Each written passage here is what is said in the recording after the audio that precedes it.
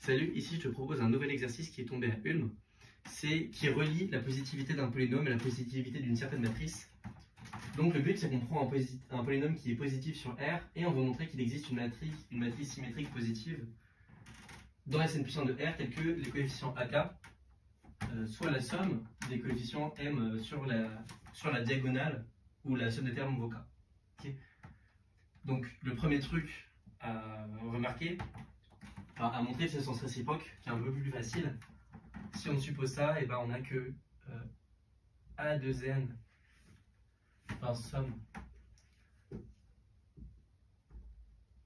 On va prendre un x dans R et somme i allant de 0 à 2n de AIXI. On va laisser la somme.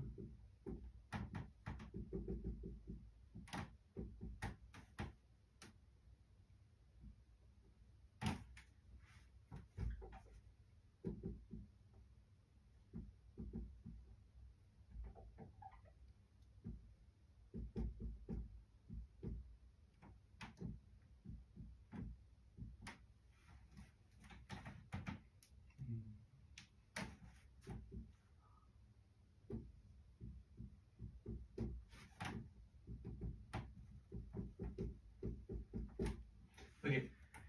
Donc d'abord, on somme selon le coefficient. Et on a les matrices dont la somme va jusqu'à K. Et ensuite, on permute les sommes. Et donc, on somme pour I et J dans 0, N.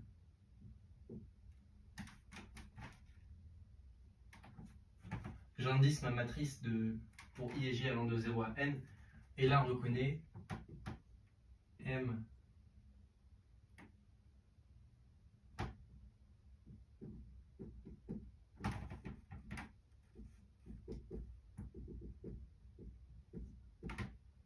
on reconnaît ça qui est positif.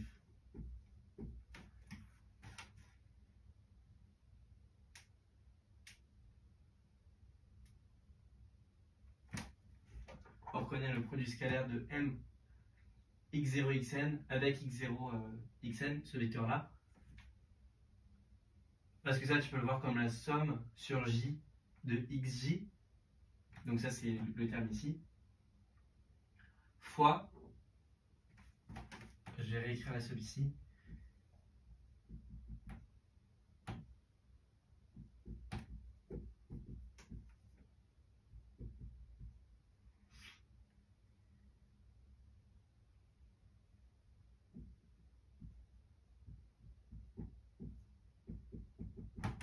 Ok, et ça c'est le JM point de ce vecteur-là. Donc c'est exactement le produit scalaire de M avec ce vecteur-là, et de ce vecteur-là. Voilà, enfin ce calcul-là, il faut juste le faire, il n'y a pas d'idée. Il n'y a qu'une seule chose à faire.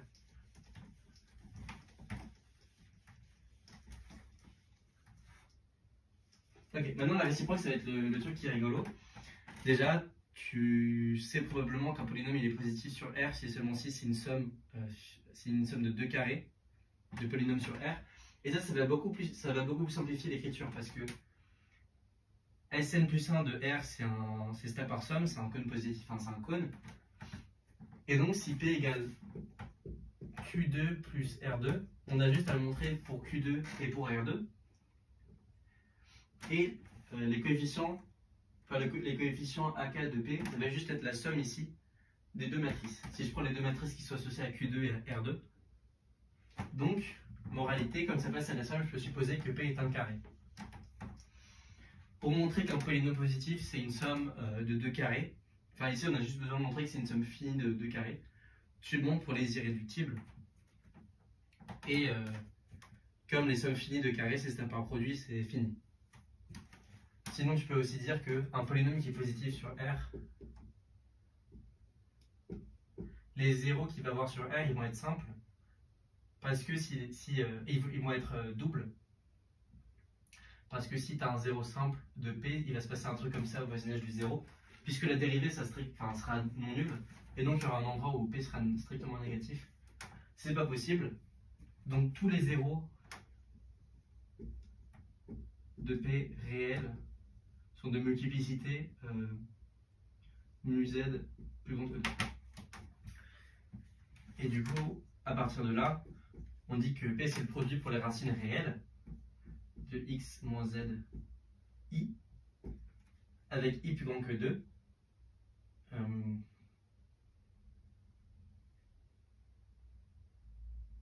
En fait, je peux montrer que la multiplicité elle est même paire. Parce que le quotient d'un polynôme positif par un polynôme qui le divise et qui est positif, c'est encore positif.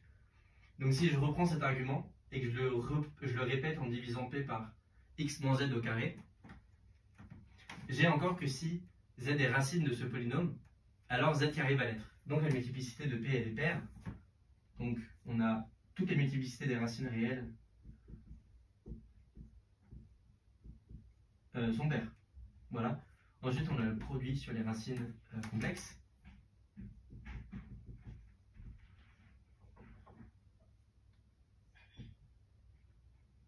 Et là on sait que comme elles sont pas réelles, elles viennent par paire.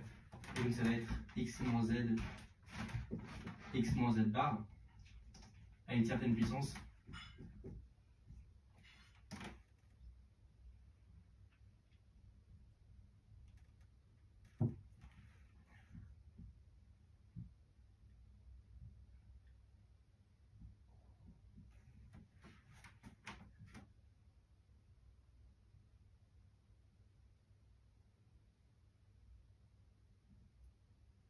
Et tu as juste à montrer que ça, c'est somme de 2 carrés.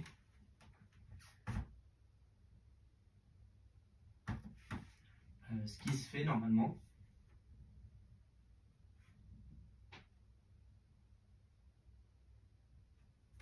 Ça, c'est moins 2 zx plus moyenne de z au carré.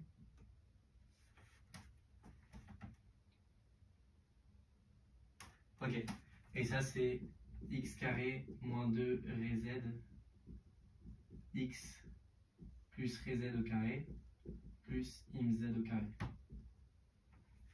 Ça c'est un carré sur R, et ça c'est un carré aussi. C'est juste x moins ré z au carré. Et donc, comme ça, on a, après une longue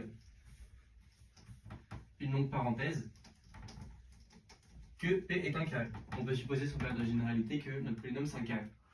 Et sauf que là, on a une formule qui est pratique pour les coefficients de P. On a que AK c'est égal à la somme I plus J égale K de Q, I, QJ.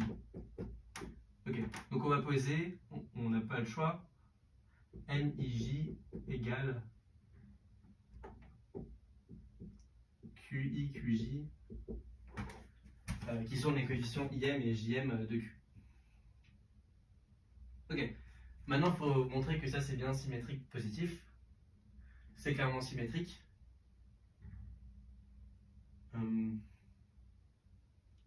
Et en fait c'est symétrique positif parce que c'est la forme qui est associée au produit scalaire. Donc en fait M, ça va être la matrice QI, QJ. Donc ça va être la matrice gramienne. Ça va être la matrice de Gram du vecteur Q1, enfin Q0 jusqu'à Qn. Pour le produit scalaire, j'ai du produit. Et donc c'est une matrice qui est symétrique définie, enfin c'est une matrice qui est symétrique positive parce que c'est une matrice de Gram et on a terminé. Donc ce qu'il faut retenir de cet exercice, c'est deux lemmes qui sont extrêmement importants en prépa. Un polynôme il est positif s'il est somme de 2 carrés. Et une matrice est symétrique positive si et seulement si c'est la matrice de Gram pour un certain produit scalaire d'une certaine famille de vecteurs. Là on a juste utilisé le sens réciproque que tu peux montrer à la main. Mais voilà, c'est un lemmes important.